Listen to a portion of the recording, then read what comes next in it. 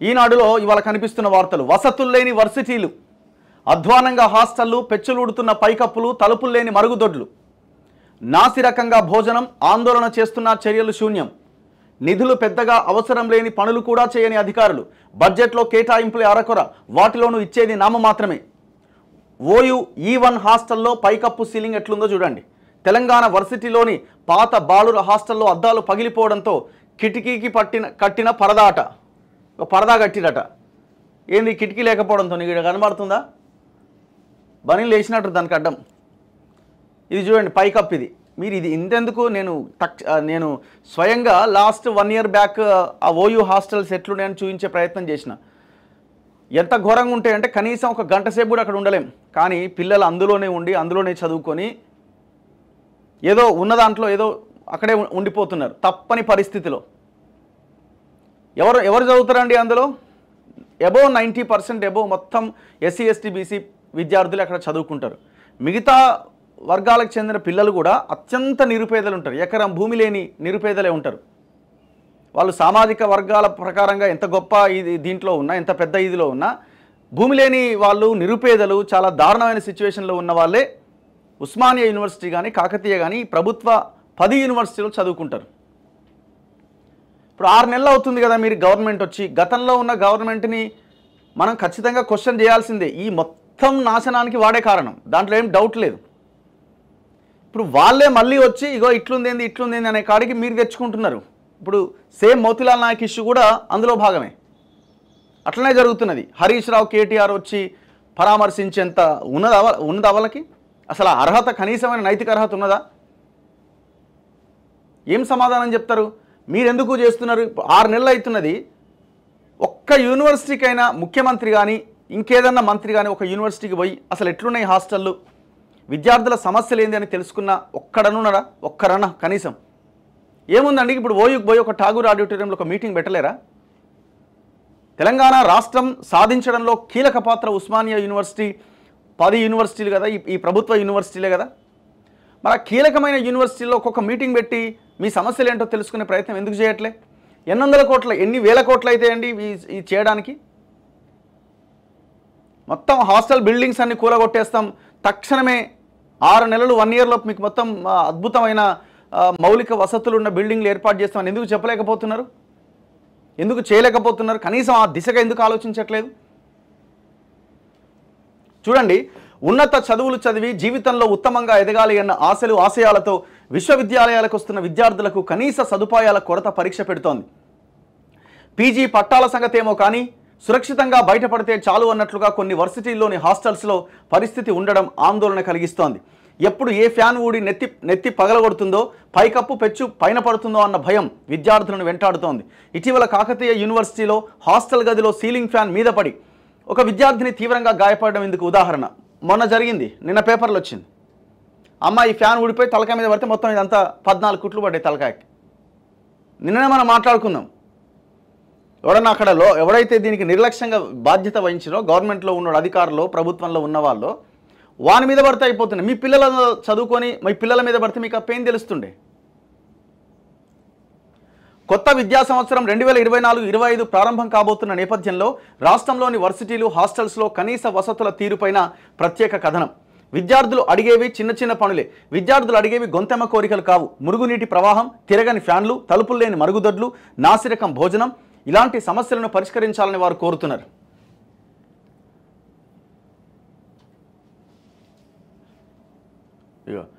అందుకు కోట్ల రూపాయల నిధులు కూడా అక్కర్లే, లక్షలు వెచ్చిస్తే చాలు. అయినా వర్సిటీ అధికారులు పట్టించుకోవట్లేదని విద్యార్థులు విమర్శిస్తున్నారు.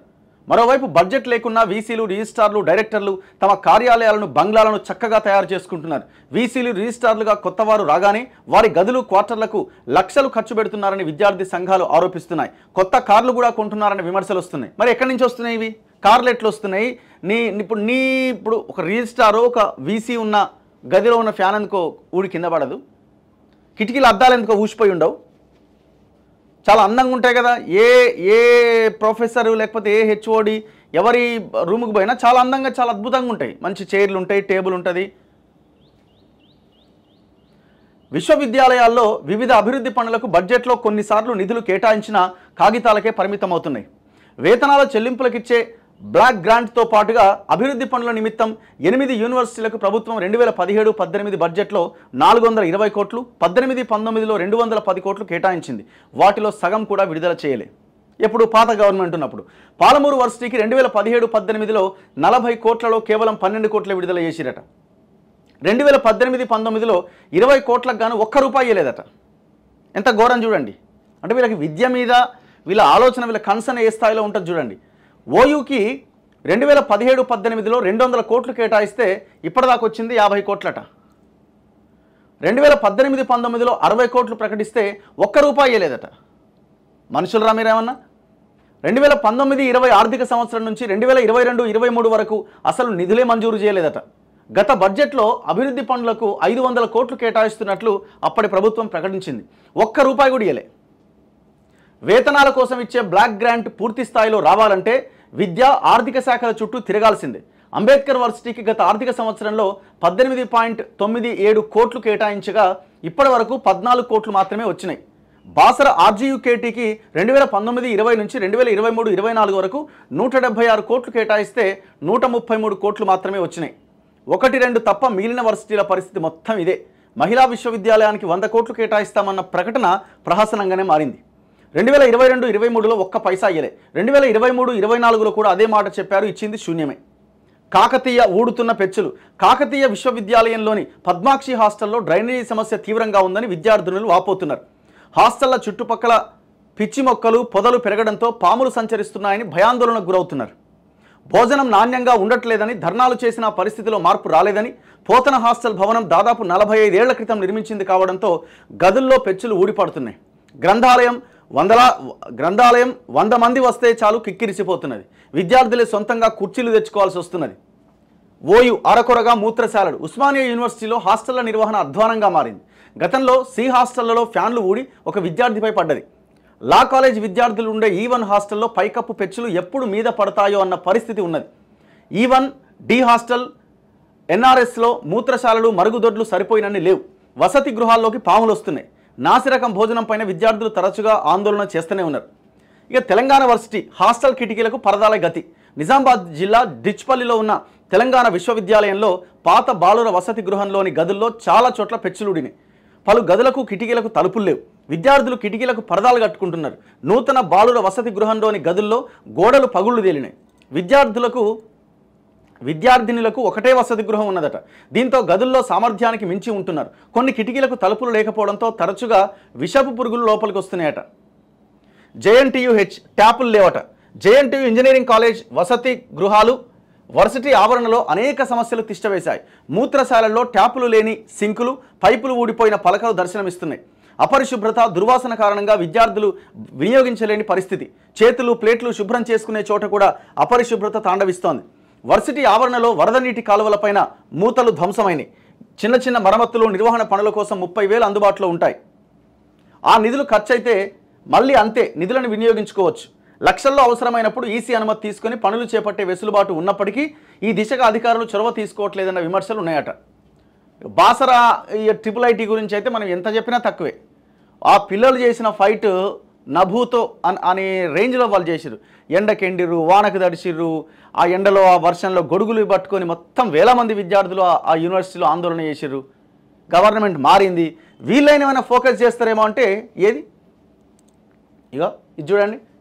తెలుగు యూనివర్సిటీ ఊడిపోతున్న స్లాబ్ పెచ్చులు. పొట్టి శ్రీరాములు తెలుగు యూనివర్సిటీ నాంపల్లి ప్రాంగణంలో ఆడిటోరియం సమీపంలో స్లాబ్ పెచ్చులుడిపోతుంది. మరుగుదొడ్లకు తలుపులు సరిగ్గా లేవు. బాచుపల్లిలో 100 ఎకరాల్లో కొత్త క్యాంపస్ అందుబాటులోకి వచ్చింది.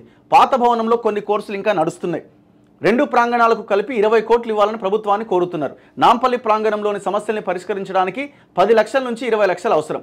వర్సిటీకి ప్రత్యేకంగా అభివృద్ధి నిధులు ఉండవని, గ్రాంట్లో నుంచే ఖర్చు చేసుకోవాల్సి ఉంటుందని ఇంజనీరింగ్ విభాగం అధికారులు చెబుతున్నారట. ఇదో నిన్న వరద ఏంది పరిస్థితి? ఇది ఎట్లుంది చూడండి. ఇది టాయిలెట్. ఎవడు కూర్చోవాలన్నా పోయి? ఏడిది? పాలమూరు మరుగుదొడ్లకు తలుపులు లేవు. పాలమూరు వర్సిటీలోని ఫార్మసీ కాలేజ్ వసతి గృహాల్లో విద్యుత్ తీగలు బయటకు వచ్చి ప్రమాదకరంగా ఉన్నాయి.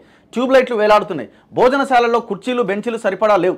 వసతి గృహాల్లో నలుగురికి మాత్రమే సరిపోయే గదిలో 8 నుంచి 12 మంది వరకు ఉంటున్నారు.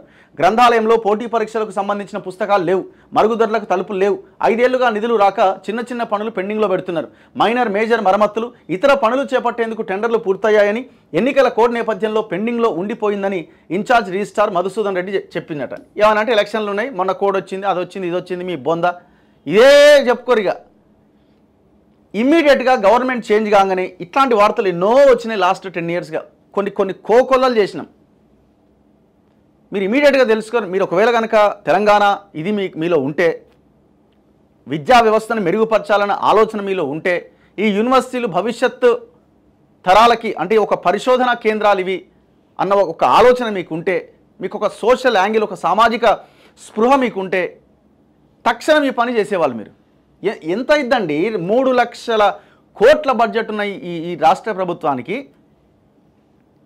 ఈ ఒక 500-1000 కోట్లు తక్షణమే రిలీజ్ చేసి ఏమేం కావాలో తక్షణం చేయండి అని చెప్పలేరా? సో ఇది చాలా దారుణమైన విషయం. మనం చూడాలి. ఎందుకంటే వీలైతే ఇవాళ రేపు ఈ యూనివర్సిటీలను కొన్నింటిని టచ్ చేసే ప్రయత్నం చేద్దాం. అక్కడ ఉన్న వాస్తవ పరిస్థితి ఏంటో తెలుసుకుందాం. ఇది చూడండి, రాష్ట్రంలోని వర్సిటీలకు అభివృద్ధి నిధులు ఎట్లా కేటాయించారు. 2017-18లో 420 కోట్లు కేటాయిస్తే అటు ఇటుగా 200 కోట్లు రిలీజ్ చేసిరట. అలా సగం తొర్రే. 2018-19లో 210 కోట్లు కేటాయించిండు, 80 కోట్లు ఇచ్చిండు. ఇక 2023-24 అయితే 500 కోట్లు కేటాయింపు, 0 ఒక్క రూపాయి, ఒక్క నయా పైసా పోలే. ఇప్పుడు మనం ఇంట్లో మనం ఒక నలుగురు ఉంటేనే ఏదో ఒక చిన్న చిన్న సమస్యలు వస్తూనే ఉంటాయి. కిటికీలనో, తలుపులనో, ట్యాపులనో. ఇంత పెద్ద వ్యవస్థ, అన్ని వందల మంది స్టూడెంట్స్, వేల మంది స్టూడెంట్స్ ఉంటారు. ఎంత మెయింటెనెన్స్ ఉండాలా? మీకు ఒక గేటెడ్ కమ్యూనిటీలో ఎంత మెయింటెనెన్స్ ఉంటుంది? అసలు ఇలా ఒకసారి జరిగి చేస్తే కథమే కదా, దాన్ని గాలికి వదిలేయడమే. ఇక మళ్ళీ దాని రిపేర్ కానీ ఇంకోటి కానీ కథమే కదా, అంతే. ఎంత దారుణం ఇది! ఎందుకు ఇంతసేపు నేను ఈ వార్త మీద ఫోకస్ చేస్తున్నా అంటే, చాలా దారుణమైన విషయం ఇది. అంత పేద విద్యార్థులు వచ్చి అక్కడ చదువుకుంటారు. వీళ్ళ ఉద్దేశాలు ఏంటంటే, గవర్నమెంట్స్వి రాజ్యం ఎవరి చేతుల్లో ఉన్నా మొత్తం పెట్టుబడిదారులు, కార్పొరేట్లు ఆ చేతుల్లోకి వెళ్ళిపోయింది. మీరు ఏమి అద్భుతాలు జరుగుతాయని ఎక్స్పెక్ట్ చేయాల్సిన అవసరమే లేదు. ఇక్కడ ఒక పెద్ద దొంగ పోయిండు, చిన్న దొంగ వచ్చింది అనుకోవాలి గంతే. గతంలో జరిగినంత విధ్వంసం జరగకపోయినా ఆ విధ్వంసం తాలూకు కొనసాగుతూనే ఉంటుంది తప్ప అది ఎక్కడ ఒక దగ్గర పుల్ స్టాప్ అనేది ఉండదు. కాకపోతే వాడు ఎక్కువ దోసుకపోయిండు, వీళ్ళు తక్కువ దోసుకుంటారు, అంతే. అంతకుమించి ఏమి ఉండదు. అద్భుతాలు మనం ఎక్స్పెక్ట్ చేయొద్దు. ఇట్లాంటి చిన్నవి కూడా చేయకుండా ఉండడానికి రెడీ అవుతూ ఉంటారు. సో ఇట్లాంటివైనా కనీసం సాధించడానికి మనం గట్టిగా ఫోకస్ చేయాల్సిన అవసరం ఉన్నది.